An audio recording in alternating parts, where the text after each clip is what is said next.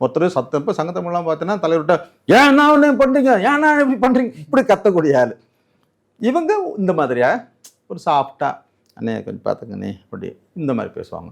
ஒவ்வொருத்தருடைய அணுகுமுறைக்கு தகுந்த மாதிரி தலைவர் அவங்கவுங்க கண்ணாடியாக அவங்கவுங்களுக்கு பரிணமிப்பார். இப்போது நீங்கள் சொல்லியிருந்தீங்க சார், சங்கத்தமிழன் சார் வந்து தலைவர்கிட்ட வந்து இந்த மாதிரி கத்தி பேசுவார்னு சொல்லியிருந்தீங்க. அவர் வந்து இப்போ கட்சியிலேருந்து இடைநீக்கம் பண்ணியிருக்காங்க, ஒரு 10 நாளுக்கு மேலே ஆகுது. திருப்பியும் அவரை சேர்க்கறதுக்கான வாய்ப்பு இருக்கா, இல்லை அவர் வேற ஏதாவது கட்சிக்கு போகிறாரா? இல்லை, இதுக்கு முன்னாடி நான் பதில் சொல்லிட்டேன். எங்கள் கட்சியிலேருந்து ஒருத்தர் இடைநீக்கம் பண்ணுறாங்க அப்படின்னா அவங்க போகக்கூடாது, அவங்களோட செயலை அவங்க திருத்திக்கணுன்ற அந்த அர்த்தத்தை தான் கொடுப்பார்.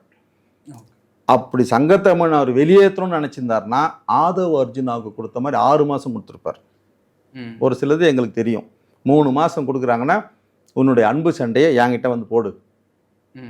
ஏன்னா பல முறை உயர்நிலைக்குள்ள தலைவருக்கும் அவர் சங்கத்தமிழர் நேரடியாக சொல்லுவார், என்னப்பா இப்படி பேசிட்டு இருக்கிற, கொஞ்சம் பாருப்பா, என்னப்பா அது 5 வருஷமும் திமுகவினோட அழுத்தம் அந்த அளவுக்கு இருந்தது.